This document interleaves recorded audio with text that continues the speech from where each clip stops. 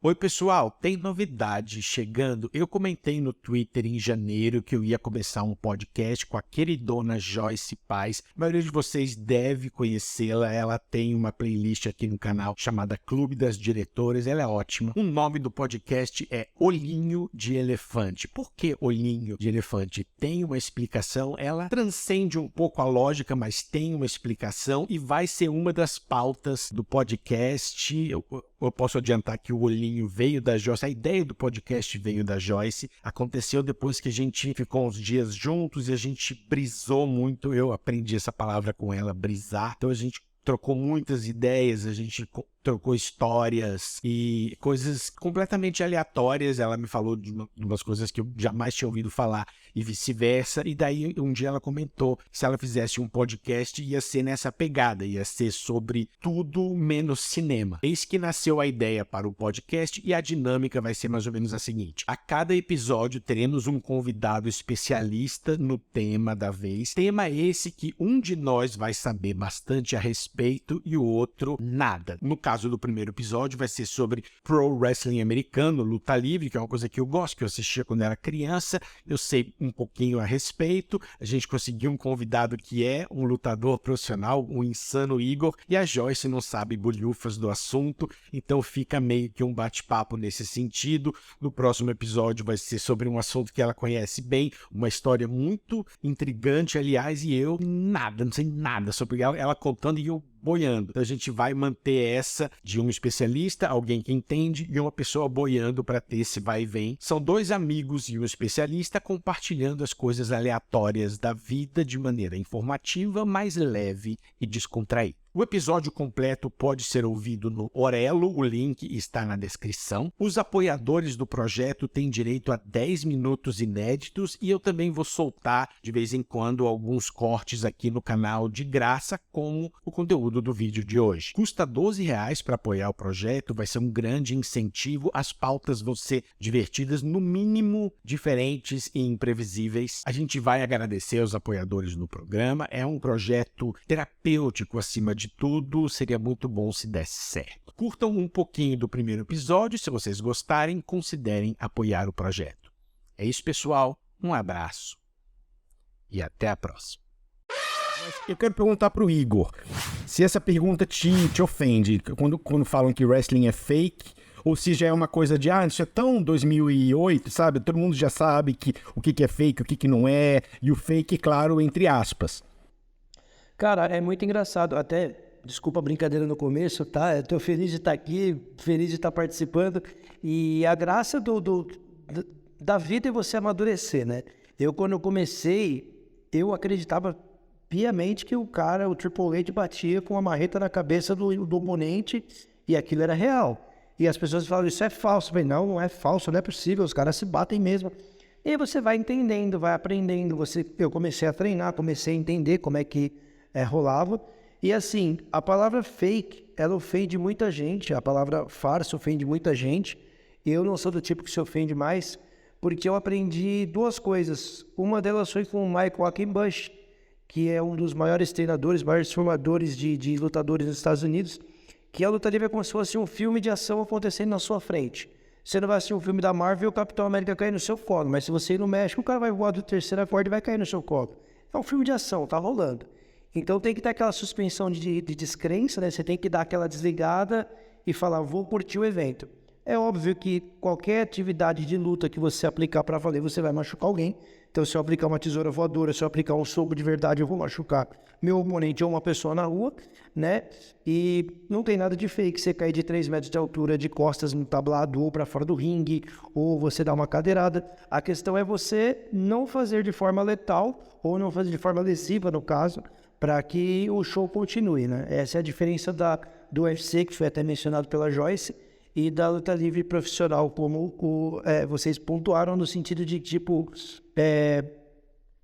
um tem como objetivo o entretenimento, mostrar uma cena de combate acontecendo, enquanto o UFC, seu objetivo é realmente machucar o oponente. A gente vai chegar no UFC, que eu gosto de comparar os dois, até porque eles têm algumas semelhanças em relação a como as lutas são promovidas, algo que a WWE faz muito melhor, inclusive, porque tem personagens com mais personalidade, né? Assim, o UFC também tem, mas é diferente. Agora, assim, é importante também fazer uma distinção. As pessoas, eu não gosto de wrestling porque é fake. Hollywood também é fake, você vai ver, entendeu?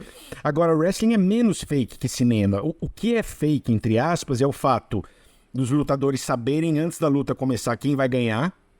Né? Então, assim, não é como boxe ou UFC, onde um está realmente tentando vencer o outro. Os dois estão trabalhando em conjunto para gerar um espetáculo, para gerar um show. Então, nesse sentido, né, o público, quando eu era jovem, eu também não fazia ideia de quem ia ganhar e nem imaginava que os dois lá no ringue estavam trabalhando juntos, né? E Thiago, já vou lançar a primeira pergunta aí. Quem define quem que vai ganhar?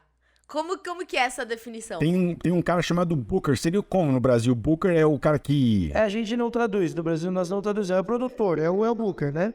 Inclusive, houve muitos problemas. Teve uma companhia chamada WCW que faliu praticamente, porque estava dando dinheiro demais para os atletas e dois, porque os booking era horrível. Então eles escolhiam quem ia ganhar com base em... Não no que ia trazer mais dinheiro, e sim nas influências que cada um tinha dentro da companhia. E quais são os critérios, geralmente, que esses bookers usam pra falar? Que o Vince McMahon falaria, é o que for bom para negócios. É good for business. Basicamente assim, a ideia... Primeiro, para dar um nó na cabeça do Thiago, nem sempre a gente sobe no ringue quem vai ganhar. Fica esse nó na sua cabeça aí, porque nem sempre a gente sabe quem vai ganhar. Normalmente até o finish é combinado antes, olha... Então, aí no sentido de que assim, podemos, se é uma gravação para televisão, se é uma coisa que já está ali pré-determinada, certo. Mas se você vai para um house show, para um evento aberto, para uma quebradinha, como a gente fala aqui, a gente costuma entregar coisas diferentes de acordo com o que o público está fazendo. Então, para você ter um exemplo, uma vez eu fiz um show naquele motoclube dos Abutres. Eu entrei lá todo bonzinho, todo legal, todo mocinho, e tinha os caras do mal. Os caras queriam engolir o bonzinho e torcer pro malvado. Como é que eu ia lá e ia ganhar em cima dos malvados? A gente foi sentindo e falou, muda, você leva. Entendi. Então... tem uma história famosa do The Rock, que lutou contra o Hulk Hogan. Sim. E aí eles não sabiam ainda como a luta ia aí, eles iam esperar o público decidir se ele ia ser babyface ou heel, e aí no meio, de acordo com a reação... Mas eu imaginava que isso era para ver quem ia ser o heel e quem seria o babyface, não o...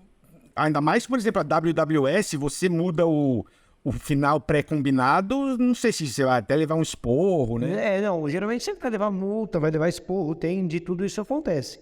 E só para para quem não conhece, para entender, né, como no caso da Joyce que fez a pergunta, quem decide, o booking é feito pela visão de várias coisas. Quem é o melhor, quem é o ator em maior destaque nos filmes da Marvel?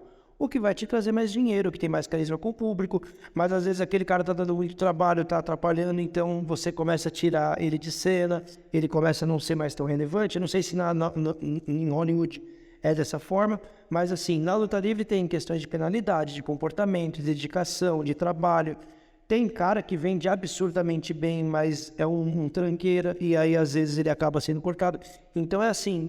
É um pouco de merecimento, é um pouco de trabalho e é um pouco do que o público responde também. É interessante isso, porque é isso que você tá falando, porque acaba sendo uma experiência totalmente interativa, né?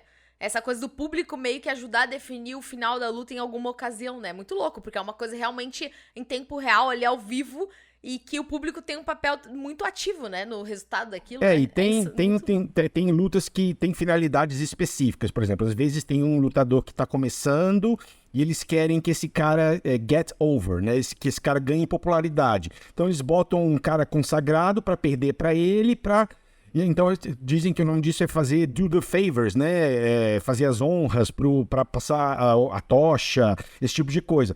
Então, às vezes um lutador é punido, tipo o Triple H, quando ele quebrou o kayfabe uma vez, ele ficou um ano perdendo. Tipo assim, não, agora porque ele fez merda, vai perder agora. Então tem um pouco disso, mas normalmente, de maneira geral, o combate, o final do combate é pré-estabelecido. Fulano vai ganhar, fulano vai perder. Isso às vezes por exemplo, tem um caso de um lutador, o Undertaker, que tinha uma série invicta de 21 anos, 21 WrestleManias. Foram 20 ou 21 WrestleManias. E ele nunca perdia no evento principal do ano, que era o WrestleMania. E aí ficou essa dúvida, né? Será que vale a pena fazer ele perder? Né? E aí decidiram que um dia ele ia perder e foi um negócio absurdo. E até hoje se debate se ele deveria ter perdido a sua invencibilidade, porque é algo que você cria fora do ringue. Né? O cara pode estar velho, pode estar acabado, mas se o Booker não decidir que ele vai perder, ele não vai perder.